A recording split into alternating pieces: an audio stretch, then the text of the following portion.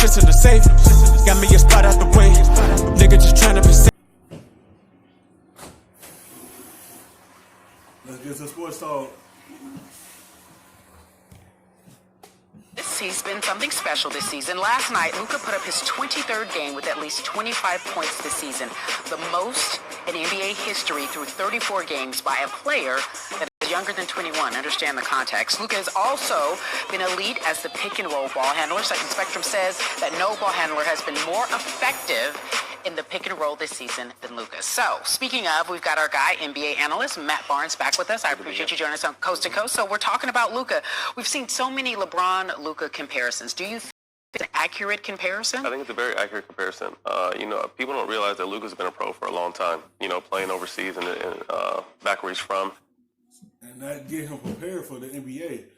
He's been playing pro basketball since, I think he said 14. So he already prepared for this, already leading up to this, going to the NBA. That's why he have experience of playing pro ball. That's why he ain't have no trouble in the NBA, because he been playing it for so long. He been pro for so long. So he already adapt to this. He already know what to do. He already know the physicality that was going to come to the NBA. So he already prepared for it for a long time. And then coming here, I think he was the most advanced rookie I think we've seen in a long time as far as a full skill set offensively. He continues to develop, continuing to get more confidence, and he feels like there's no one in the world that can guard him. He's out there having a good time, getting his teammates involved, and he's really taking the league by. So it's interesting that you say we forget he was playing pro for a very long time. Do you think that then it's not necessarily fair to consider him a sophomore in the NBA? No, it's still, because this is obviously a higher level in the NBA, but he's been having that experience since his teenage years. So he's been playing against older grown men for a long time. So experience, same thing that LaMelo Ball is doing. Okay. He's playing against older men, getting that experience. When he gets here, he'll still be a rookie. And that's why you see a lot of these players are going overseas instead of going to college, because they want to be prepared for the pros when they get to the NBA. That's why LaMelo Ball took that route, because he see how it could transition to the pro level. When he play against grown men already, he'll be ready for it. Because once you get to the NBA, it's a different type of speed, it's a different type of physicality and everything. That's why you see a lot of players are skipping college. It's great season play because they're prepared for this when they get to the NBA.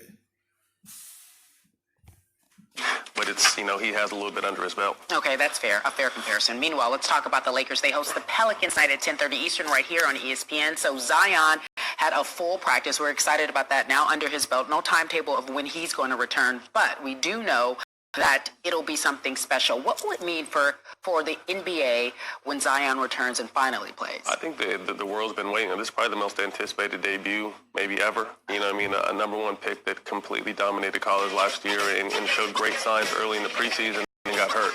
The one thing I take my hat off to the Pelicans staff, or training staff, is walking him along. He said something yesterday or 2 days ago that he would have been back 2 weeks ago if it was up to him. As athletes, we need protection from ourselves most of the time. So I'm glad they're kind of baby stepping him back. And that's what they doing. They is not trying to rush him back on the floor. They know he have a long future ahead of him. And the Pelicans staff know that. We're not about to rush him on the floor, because we see what happened to other players when they rush back and they have a setback and they got to sit out another year because they rushed themselves back.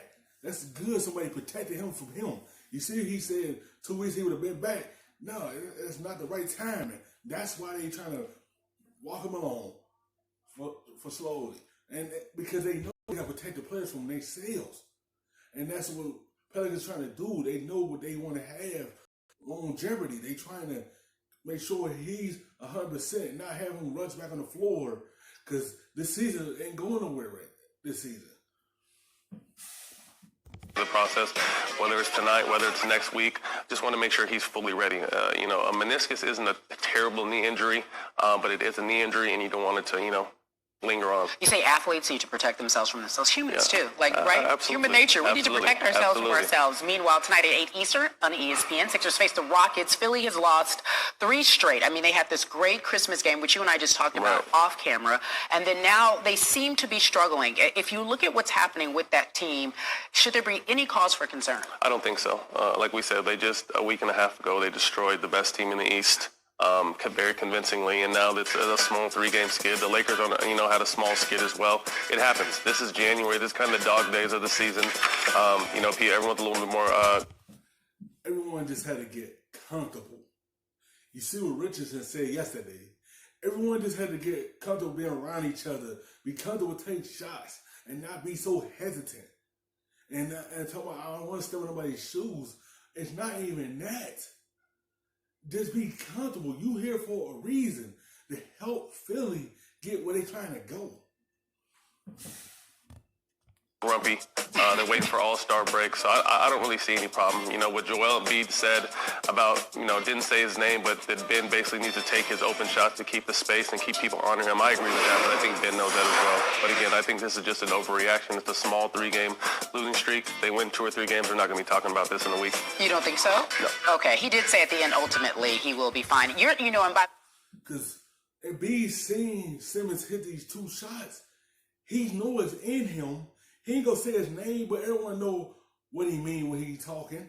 If Ben Simmons got to be comfortable with taking them shots, he took 2 of them and made 2 of them, and if we see it in him, it is up to him to trust himself to let loose.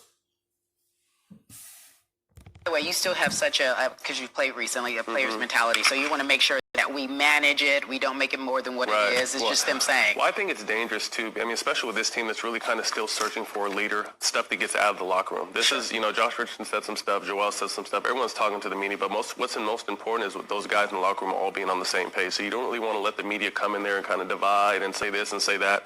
I think they know that. They got some years under their belt, but leadership has always been a question in that locker room. So hopefully they figure it out. Matt Barnes, you provided us with some leadership today. Thanks so much for watching ESPN on YouTube. For more sports. Better look back at the rub, nigga, I gotta be safe.